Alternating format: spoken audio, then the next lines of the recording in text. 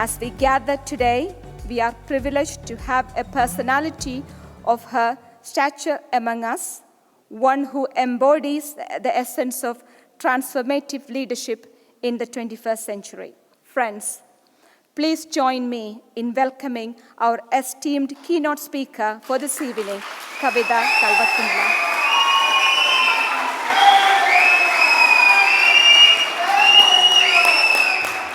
Good evening. Thank you, Andarki.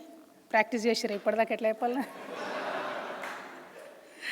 Well, I noticed one thing. Earlier, in any formal setup, when a person was speaking, and if somebody would look at the telephone, it was considered to be rude. But now when somebody is looking at the cell phone while you're speaking, you're just hoping they're tweeting and retweeting and, doing whatnot. So the entire setup has changed, I believe, with the advent of social media. So happy to be here. So happy to see such young faces and very energetic, that too. And Pratik, thank you so much for having all of us here to have this very important conversation. Bridge India, I hope, really brings about many more such conversations to the table. Good luck to you. Virendra Sharma ji, the most senior member of the parliament and always has been a friend of India, as Manjuji called him father of all the Indian communities here. We've literally seen Virendra Sharma ji take the effort to travel to India, to have the discussions with various state heads, various member of parliaments, because not many people do that, to take that extra step and put that extra effort to actually go to ground, see people, meet people. I truly appreciate your friendship towards the causes that India takes up, sir. Thank you so much. And Manju Shaul Hamid, councillor, former mayor, thank you so much. I heard you were a fiery speaker and a person who has no iota of fear in you, and you speak your mind. Please keep rocking, keep doing that. Thank you so much for being here today. And Uday Nagaraju, founder of AI Policy Labs, and hopefully we'll see you in Parliament of UK sometime. You are from my land, proud of you that you're able to make certain inroads into the political system here. Dr. Nero Agujabo, breaking all the barriers. He is the first, how would I address it politically, colored or African-American, formal special advisor to UK Prime Minister Honorable Theresa May. I'm very happy that you're here, and hopefully we'll get to speak and discuss on various other issues. Thank you so much. And the occasion today is that India has passed a revolutionary bill, which we are hoping that will bring many, many, many more women into the parliament. Today, of course, the number is at 78 with the passage of the bill. We are hoping that 181 more women will join the parliament. First of all, as our custom and as our tradition goes, whoever worked for this bill, starting from Honorable Deva Gowda ji in 1996, to Honorable Sonia Gandhi ji in 2010, and to Sri Honorable Narendra Modi ji in 2024. I sincerely thank all of them from the bottom of my heart to making this bill a reality. This is not just politics, but this is the respect these people have shown to the women of this great nation. We are the most populous country today. We are the world's largest democracy. And if we were to leave half of our population at home, it was certainly not going to help our country. And we realized that, all the parties realized that, all of the leadership realized that. So that is how I believe this bill became a reality. And in fact, it's very interesting to know a little bit about the background towards this bill. While the Constitution was being created in the 1950s, after the British left us in 1947, during the 1950 constitutional debates, many women leaders like Sarojini Naidu, many of them, in fact, said we don't need quota for women. We fought shoulder to shoulder with you during the independence movement, and we will survive in the political arena, and we will come into the parliaments and assemblies. So they refused to have quotas, because the quotas for the marginalized sections like scheduled caste, scheduled tribes was discussed, and it became a part of Indian Constitution in 1950 when we enacted the Constitution. So women then were so confident because they were a part of the Indian independence movement. So they refused. They said, we don't need quotas. Well, that feel-good factor faded away very quickly. By 1970s, when women realized that, okay, we are not being given any positions in any of the political parties, no member of parliaments, no women, making space into assemblies, etc., then the discussion started that maybe women should get quotas. So from 1970s in India, there has been this constant discussion.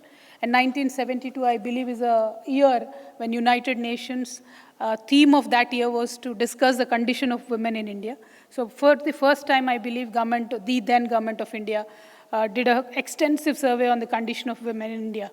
At that point of time, more and more women leaders, more and more men and parties realized that not enough attention is being given to women's issues. It could be health, it could be education, it could be political participation, it could be economical participation. So that is when the Honorable Geeta Mukherjee ji and the whole of the CPI-CPM party, they had a major role to play, especially the AIDWA, All India Democratic Women's Association. So they did play a great role. So it's not about one single party playing the role. It is about every leader realizing, understanding that unless and until we carry our women with us, we're not going to progress. Well, the advocacy continued from 1970s to, and it was constantly there. Many women did a lot of dharnas. Even in my district headquarters, I could remember in my constituency in Nizamabad, in 1990s, many women did the dharna. But the then governments did not move. I mean, we could not move that needle somehow. In 1996, I'm very proud, there was a coalition government. When Deva Gowda ji first became the Prime Minister, he said, let me make this effort, let me bring the Women's Reservation Bill. He tried, then subsequently Vajpayee ji tried, then Sonia ji tried. Ultimately, in 2024, now this bill has become a reality. Well, now it is called Nari Shakti Vandan Abhiyan. It is the 128th amendment to the Indian Constitution which brings this bill into force. And I believe for the future generations, 19th and 20th of September is going to remain the most important date for women bill that was passed. And interestingly enough, as Indian custom goes, anything that we start, we usually start it with the sisters or the mothers of the house by doing the puja or taking the first step. So the new parliament building was made in India, a huge building, a new one. And the very first bill that is passed in that building is the Women's Reservation Bill. I'm very, very proud of the fact. And it is a good omen. I truly believe then the anticipated good days will come to women. The country will also progress with women's participation is the hope and belief. Interestingly enough, when I was during this campaign and many times when I interact with young women getting educated, we are all very proud and confident of ourselves. Many women asked me, why do we need the women's bill? Why do we need quotas? Can't we, just go out, get it on our own talent? Well, we tried. It didn't work out. So we were pushing for the women's quota, and it now finally is a reality. And India has a great experience with quotas. When in local governments, we gave women the reservation of 33%. Now in every state, almost every state, 1 or 2 states are the exemptions. The women participation at the local governance level has gone up to 57%, 55%. So the quota started from 33, but the participation of women has increased and it has gone to 57%. I'm particularly very proud in my state of Telangana, many municipal chairmen, many municipal vice chairmen, many Zilla Parishad chairmen, approximately about 55, 57% of them are women. And also proud to say that almost 92% of them are from my own party, BRS. So that is the support that we enjoy in the grassroots level, and very, very happy. And one other important thing we should all really note about the Indian founding fathers, Dr. B.R. Ambedkar, Dr. Jawaharlal Nehru, Mahatma Gandhi ji, who gave us the voting right without even asking. Many countries, including the UK, USA, Japan, women here had to fight for decades.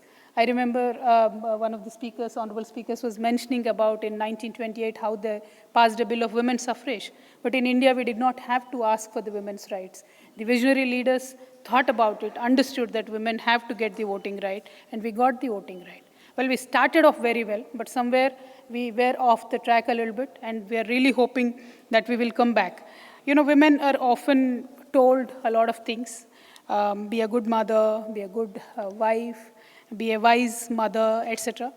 But unless and until we are in the leadership positions, I don't believe women of the next generation will be inspired enough to be whatever it is, good mother, good wife, whatever it is. If you have confidence that, you know, I have a future, I can share my ideas on platforms where it matters, then I believe women can be best at whatever they do. This is, I say it with a lot of pain. In fact, I was trying to understand, analyze, multiple times that what happened. Is there any species in this whole nature which subjugates its own female species? I think human beings are the only exemption. You know, if there are 10 people in the room, 5 female, 5 male, how did the 5 started dominating the other 5? You know, what has happened in the evolution of human history? These are serious questions that we really need to think about. We really need the support of the world-class intellectuals to think, understand what happened. Why is this only there in human race? How can you beat up your fellow human being? How can you take all the work without paying a single rupee from a woman and expect her to be loyal, patient, smiling, good-looking end of the day? How is this even possible? And how come men, without any communication whatsoever, centuries back, managed to do the same thing in every damn continent of the world? I don't understand that. It is beyond understanding. This is really something that we should get to the root of it, solve it, and take it from there. Because today I might be a member of parliament. That's all right. But look at how many lakhs and lakhs of women are denied and deprived of their opportunities. Why is that happening? We have a wonderful reservation in the local governance. We have about 14 lakh women, but most of them, even today, they're not independent in being their sarpanch. That is why the terms like sarpanchpati, etc., are invented. The sarpanch is a woman, but the pati, who's the husband, he attends the meetings. So these are bound to happen. But then, yes, that is a first step, and then from there we will move on. But it is a serious question for all of us, especially the young girls sitting there, to understand, is there any other species in this whole nature which does that to its own kind? And where are we wrong? Where did we go wrong? How to correct it? I mean, I say it out of a lot of pain, not just as a matter of fact, because we hear stories. In Japan, women were officially, by law, banned being a part of any political party or political activity for thousands of years. They fought for 100 years to just get the membership of political parties. China, women were chained, caged to look good, to have a certain statistics to be maintained. The kind of atrocities that were done on women, not easy. How are we going to go back? What are we going to do? How are we going to give our girls that confidence is what matters. And that is something that we really need to think. And in terms of future, there are many thinkers here, there are many young participants here. I really want you to think about this. If any future technology is coming up, for example, artificial intelligence, that is a buzzword now, everybody is talking about AI. Artificial intelligence now still is called black box technology because not many know what's happening in there, what is going to come out of it. But as a computer science engineer, I can tell you, artificial intelligence now has passed the stage of learning, understanding. It is now at the stage of generating stuff. It is generating art, it is throwing speeches at you, it is giving you phrases, it is giving you opinions, so it is learning. But from a woman's perspective, I really worry and we really need to think, what is it learning from? If you are learning from the toxic material that is available online today, will the AI treat me good? As a woman, as a child, am I safe with AI? Today, some chatbots created, they harass the hell out of women online. A woman, if she speaks her mind online, is harassed. If these machines are learning from that toxic material, what are they going to treat us like tomorrow? And how do we regulate these technologies? We really need to put these laws in place because AI now is getting converted into ACI. It will be a capable, intelligent machine. It will start doing things. Now it is analyzing generating stuff. Tomorrow it will start doing things. So what will that do to the women of the world? What will that do to the children of the world? These are certain things that we really need to think about. And another thing, on a lighter note, I'm a hardcore fan of intermittent fasting. I've taken up intermittent fasting 4 or 5 years back. I was reading, I was understanding. I'm a person who has to understand, otherwise I would not do anything just for the sake of doing it. So when I was trying to read, understand, I've read many, many research reports. Not one was about women. In healthcare, a very interesting fact like intermittent fasting, nobody is researching on what intermittent fasting does to women. It's only a couple of years back I found few people who wrote books on how intermittent fasting works for women. So when I read a book called Fast Like a Girl, then I really took it up. Then I really understand. But now for the people sitting here and sitting down, should we not understand if the tons and tons of money that is being pumped into health research is only to research about men's health, what about women? Are we not important? Should we not as a policy legislate and say that you should look into both of these matrices? So it pains me to say, but as policymakers, we really sometimes, I think, ignore women's needs and women's issues. And I can just go on. I can just go on about many, many things. We were also researching about how startups work. First of all, if there are 10 startups, only maybe 1.5 to 2 are women-led startups. And then when you look at the access to finance to the women-led startups, it is dismal. They do not get the finance. Only men-led startups usually get the finance. And what are all of us doing? The MPs, the ministers, it could be male, female, the political parties, doesn't matter. All of us are guilty. But these are certain things that we should really look at. When I say women's bill, women's reservation bill, it is not only to make 181 women as member of parliament. It is about making the billions and billions of women. And mind you, I'm saying this with a lot of pride. When we talk about women, countries don't matter. There are no borders. Across the globe, I don't know how men managed to subjugate us for centuries. At the same rate, now the time has come that women across continents should connect, should talk about issues, should take up these issues. If today India has passed a women reservation bill and some other country does not have that bill, I think it is a duty of Indian women to go help our sisters there. Unless and until we find some bond like that, I don't think we will progress. Men in the room, I'm so sorry, I have such strong opinions, but please get used to it, to hearing many more strong opinions from many of our sisters, because it is time. We've been ignored for thousands of years, it is time. And I'm very, very glad in India the time has come. Well, there are certain little bit lacunas in that bill about the implementation, the time frame, etc., that we will discuss domestically.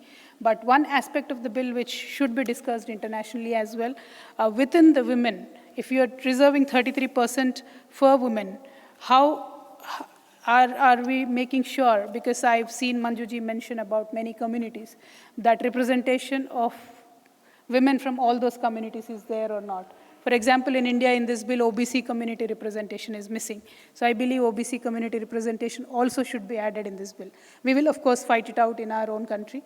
But other than that, this is a wonderful first step for women. This is something that will affect the world in a greater way, because we are 70 crore women. We are getting a chance now to get up there, go to the parliament, get up there, stay in the assembly to make laws that will strengthen our democracy. So I'm very happy that this has happened. I, in a very small, tiny way, was able to contribute to it. And I'm very glad that I got attached to this cause.